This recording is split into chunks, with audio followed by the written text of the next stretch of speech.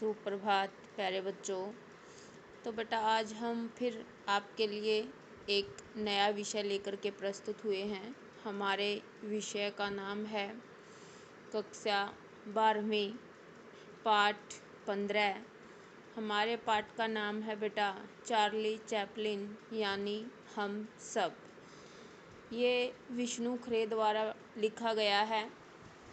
तो बेटा जो प्रस्तुत पाठ है इसके अंदर क्या है कि अभी जो प्रसिद्ध हास्य कलाकार हैं, महान अभिनेता चार्ली चैपलिन के जीवन से संबंधित है।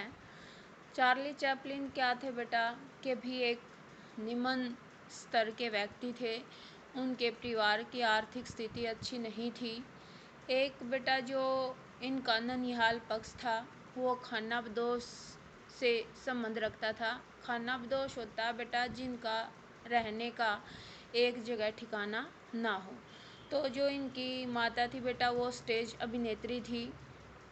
तो इसके पिता ने इनकी माता को त्याग दिया था। तो ये अपनी माता के साथ इनकी जो परवरिश हुई थी वो इनके ननिहाल में हुई थी। तो बेटा जो ये चार्ली चैपलिन था ये ऐसी स्थिति से गुजरा था कि भी जो इसकी माँ थी वो भी क्या थी कि भी पागल खाने के अंदर भर्ती हो गई थी। एक सामान्य अभिनेत्री थी, लेकिन बेटा कुछ परिवार की ऐसी स्थिति थी कि भी ये मानसिक रूप से बीमार रहने लग गई थी। तो बेटा देखिए जो ये चार्ली चैपलिन है इसके अंदर क्या खूबी थी कि भी इससे पहले के जो कलाकार हुए थे बहुत सारे हास्य कलाकार हुए, लेकिन इनकी कला के अंदर जो व्यक्तियों ने देखा वो सबसे अलग था कि भी एक तो ये स्वयं अपने ऊपर हंसते थे और दूसरा कि भी ये हास्य रस और करुण रस दोनों को एक साथ समायोजन करके अपनी फिल्मों के अंदर प्रस्तुत करते हैं। तो बेटा इनकी सबसे मुख्य विशेषता क्या है कि भी ये हास्य रस और करुण रस को ऐसे मिश्रित करते थे कि भी व्यक्ति दोनों को अलग अलग नहीं कर पाते थे। तो बेटा देखिए अब हम लेसन की स्टोरी की तरफ चलते हैं। तो बेटा क्या है कि भी जो लेखक है वो चार्ली चैपलिन की जन्मशती मनाई जा रही है, यानी कि जो उनका जन्म है उसके 100वां साल मनाया गया। तो बेटा जो उनकी पहली फिल्म थी उनके जीवन की मेकिंग ए लिविंग को बने हुए 75 साल पूरे हो चुके हैं। यानी कि बेटा जब वो लगभग 25 साल के थे तभी उन्होंने फिल्मी दुनिया के अंदर कदम रखा था। तो बेटा कहता है कि अभी जो इनकी फिल्में थी ये विकासशील राष्ट्रों के लिए टेलीविज़न और वीडियो द्वारा उनकी फिल्मों को देखते थे। तो बेटा उनकी फिल्मों को ये देखते थे तो फिर कहता है उनकी फिल्मों की कुछ ऐसी रीलें भी मिली हैं जिनका अभी तक कोई प्रयोग नहीं किया गया है। यानी कि बेटा आज तक इनके जीवन के अंदर ऐसी फिल्मों की रीलें भी मिली हैं जो आज तक उनके बारे में किसी ने कुछ नहीं जाना है। तो बेटा देखिए फिर आगे क्या कहता है ये कि भी लेखक का विचार था कि आने वाले 50 वर्षों तक उनके कामों का मूल्यांकन होता रहेगा। यानी कि बेटा जो अब आने वाले 50 साल हैं तो वो क्या हैं कि भी वो चार्ली चैपलिन की फिल्मों के जो राज हैं वो हमारे सामने खुलेंगे और उनके ऊपर आने वाले 50 वर्षों तक काम होता रहेगा। तो बेटा फिर ये कहता है कि भी चार्ली चैपलिन की सभी फिल्में क्या थी, भावनाओं के ऊपर टिकी हुई थी। यानी कि बेटा भावनाएं क्या होते हैं, जो हमारे मन के भाव होते हैं, उन्होंने अपने मन के भाव को ही अपनी फिल्मों के अंदर स्थान दिया था। तो इनकी फिल्म बेटा 1936 में बनी मॉडर्न टाइम्स फिल्म का एक दृश्य आपके सामने प्रस्तुत है। तो इनके जन्म को बेटा 16 अप्रैल 1989 को 100 साल पूरे हो गए हैं। तो बेटा इनकी जो फिल्में थी वो बुद्धि के ऊपर आधारित नहीं थी बल्कि भावनाओं पर टिकी हुई थी। Metropolis, the cabinet of doctor Caligari, the रावण थ्रिल, last year in, Marienbad, the sacrifice जैसी फिल्में दर्शकों से एक उच्चतर स्तर की मांग रखती हैं। यानी कि बेटा जो इनकी फिल्में थी वो क्या थी, सभी वर्ग के लोगों के लिए लिखी जाती थी। फिर ये आगे कहता है बेटा, चार्ली की फिल्मों का जादू पागल खाने के मरीजों, बेचैन मस्तिष्क वाले लोगों तथा आइंस्टाइन जैसे महान प्रतिभाशाली लोगों पर भी देखा जा सकता है। यानी कि बेटा जो इनकी फिल्में थी वो जैसे पागल खाने के मरीजों के ऊपर भी लिखी गई थी, जिनका मन हमेशा बेचैनी से परिपूर्ण रहता था, उनको भी इन अपनी फिल्मों में स्थान दिया था। और जो आइंस्टाइन जैसे महान जो प्रतिभा वाले व्यक्ति थे वो भी इनकी फिल्मों के अंदर स्थान पाते हैं। तो फिर आगे कहता बेटा, चार्ली ने न सिर्फ फिल्म कला को लोकतांत्रिक बनाया, बल्कि उसने क्या किया बेटा कि भी अपनी फिल्मों के अंदर जो वर्ण व्यवस्था थी, वर्ग व्यवस्था थी, जो हमारा समाज था, जो वर्गों के आधार पर बटा हुआ था, वर्णों के आधार पर जो भेदभाव किया जाता था, तो उन सब को इन्होंने अपनी फिल्मों के अंदर मिटा दिया था। उन्होंने यह सिद्ध कर दिखाया था कि कमियां सभी व्यक्तियों के जीवन के अंदर होती हैं, चाहे वो उच्च वर्ग से संबंधित हो या निम्न वर्ग से। फिर बेटा आगे कहता है कि भी जो इनकी माँ थी वो एक परित्यक्ता नारी थी। परित्यक्ता होती है बेटा कि भाई पति के द्वारा छोड़ी गई नारी थी, और वो क्या थी बेटा, स्टेज अभिनेत्री थी, कि भी एक सामान्य अभिनेत्री थी।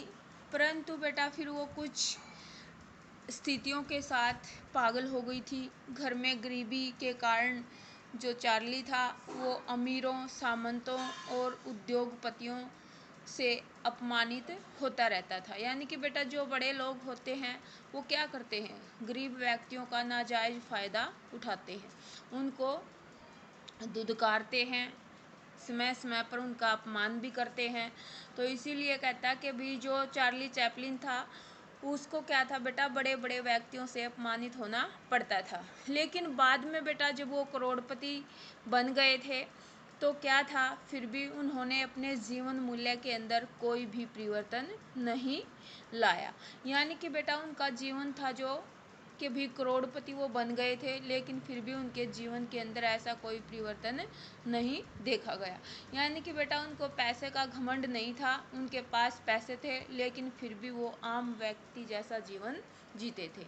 फिर कहता है बेटा कि भी जो इनकी नानी थी वो एक खानाबदोश औरत थी, कि बेटा खानाबदोश क्या है, जिनका रहने का एक स्थिर ठिकाना नहीं होता, तो उनको बोलते हैं खानाबदोश। लेकिन जो इनके पिता थे बेटा वो यहूदी जाति से संबंध रखते थे।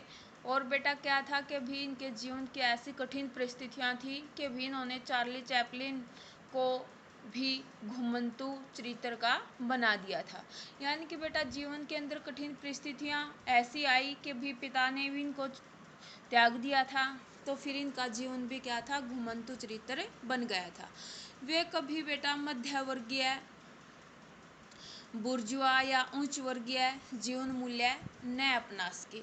यानी कि बेटा ये क्या कहते हैं कि अभी जो चार्ली चैपलिन थे वो क्या थे बेटा, वो फिल्मों के अंदर खानाबदोश और आवारगर्द की छवि प्रस्तुत करते हैं, लेकिन वो कभी भी मध्य वर्गीय व्यक्ति के जीवन मूल्य को अपना सका और न ही उच्च वर्गीय व्यक्ति के जीवन मूल्यों को।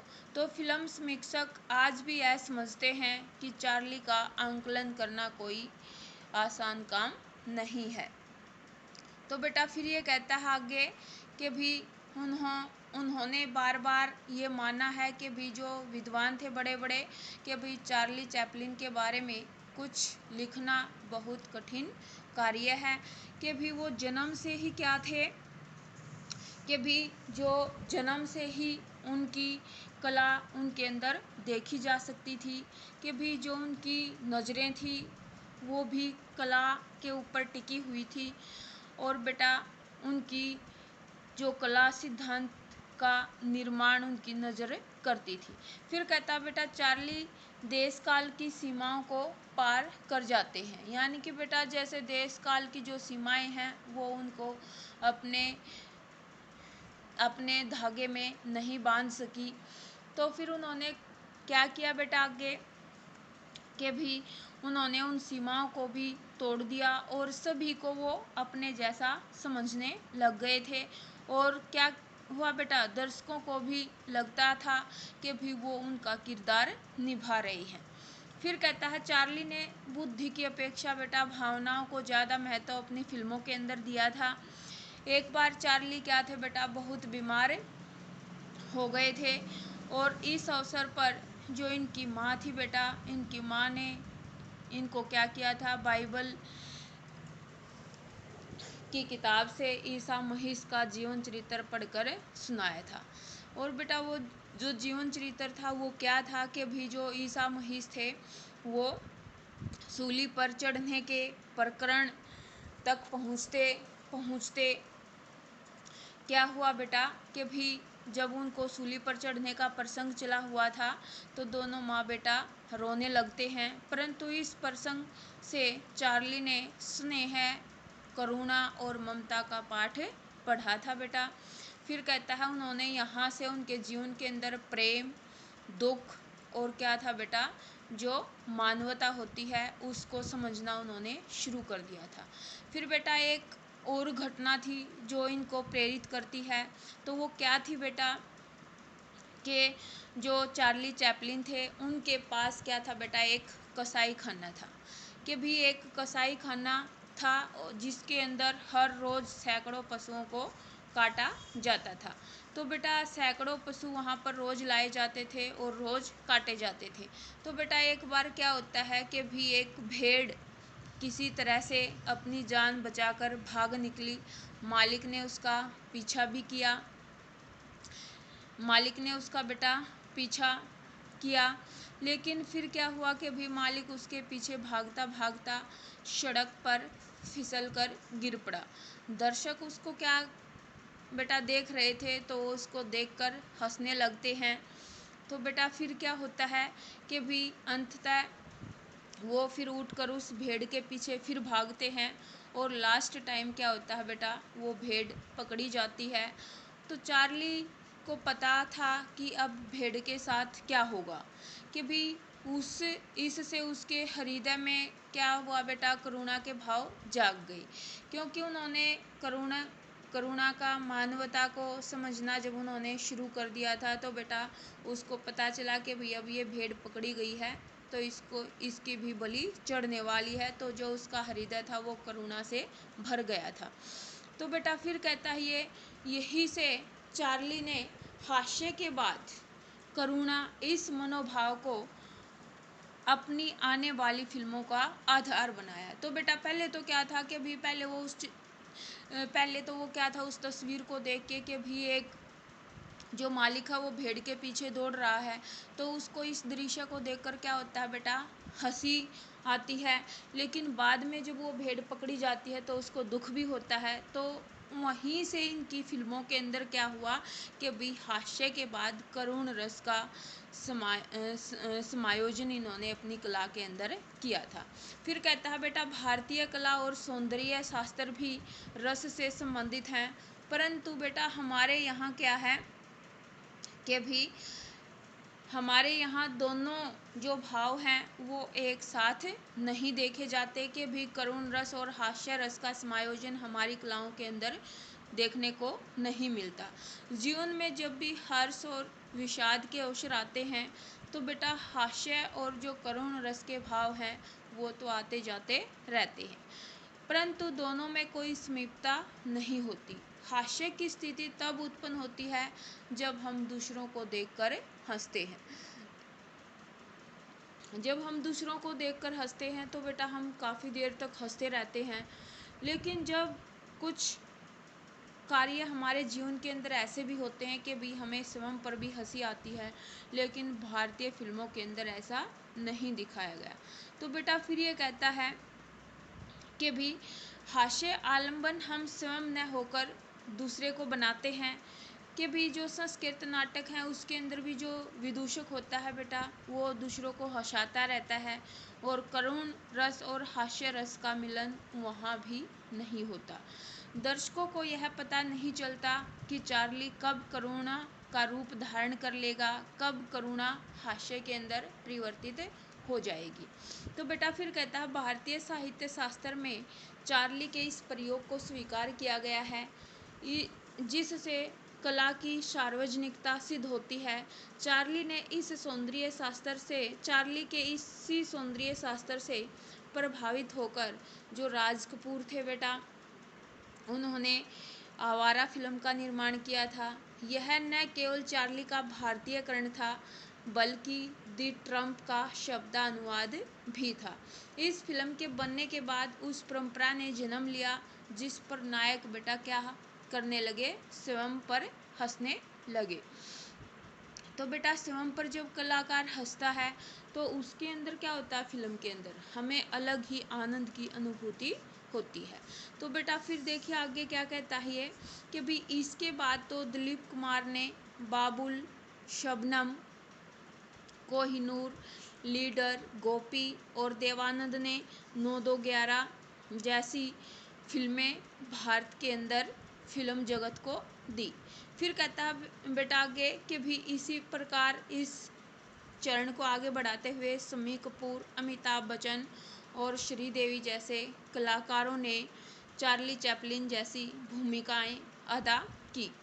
आज भी जब हम कभी किसी नायक को फिल्मों में किसी झाड़ू से पीटने का दृश्य देखते हैं तो अनायास ही क्या होता है बेटा, हम चार्ली चैपलिन को याद करते हैं कि भी उनके अंदर हम चार्ली चैपलिन की छवि हमें दिखाई देती है।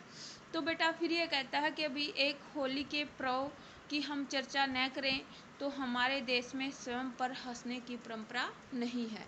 यानी कि बेटा एक होली का ऐसा त्यौहार है जिस पर हम खुद पर हंसते हैं, अपने चेहरे को देखकर हमें हंसी आती है, लेकिन उसके बाद कोई भी ऐसा समय नहीं आता जब हम स्वयं पर हंसते हों। लेकिन बेटा फिर ये कहता है और न ही कोई स्वयं को हास्यास्पद बनाना चाहता है। यानी कि बेटा न कोई स्वयं पर हंसता है तो वो दूसरों को अवसर देना चाहता है। नगर के लोग तो अपने आप पर हंसने की बात सोच भी नहीं सकते क्योंकि वो इसमें अपना अपमान समझते हैं, परंतु जो चार्ली चैपलिन है बेटा वो क्या करता है, स्वयं पर सर्वाधिक हंसता रहता है। यही कारण है कि भारत में चार्ली का अत्यधिक महत्व है। वह बड़े से बड़े व्यक्ति पर हमें हंसने का मौका देता है। फिर कहता है बेटा आगे कि भी ऊंचे स्तर पर जाकर भी वह हास्य का पात्र बनने की क्षमता रखता है। यानी कि बेटा क्या कहता है कि भी जो चार्ली चैपलिन है वो हालांकि जो उनकी आर्थिक स्थिति थी वो पहले कमज़ोर थी लेकिन बाद में वो करोड़पति भी बन गए, लेकिन उनके जीवन के अंदर ऐसा कोई परिवर्तन हमें देखने को नहीं मिला कि भी उनको पैसे पर अभिमान हो। उनका फिर भी जीवन आम व्यक्तियों जैसा रहा। वो स्वयं पर पहले भी हंसते थे और अब करोड़पति बनने के बाद भी ज़्यादातर फिल्में उनकी स्वयं पर हंसने से संबंध रखती हैं। तो बेटा इससे क्या होता है, जो उनका आत्मविश्वास होता है वो बढ़ता है और दूसरों से ज़्यादा शक्तिशाली और श्रेष्ठ जो अपने आप को मानने का जो गुण था वो उनमें नहीं था। तो बेटा जब हम स्वयं पर नहीं हंसते और कोई दूसरा हम पर हंसता है तो हमारा हाल ऐसे ही होता है जैसे गुब्बारे के अंदर हम कोई सुई चुभो देते हैं और जो गुब्बारा है वो फूट जाता है। तो बेटा फिर ये कहता है आगे कि भी ऊंचे स्तर पर जाकर भी वह हास्य का पात्र बनने की क्षमता रखता है। उसका रोमांस अक्सर असफल हो जाता है। महानतम क्षणों में भी वह अपमानित होने का अभिनय कर सकता है।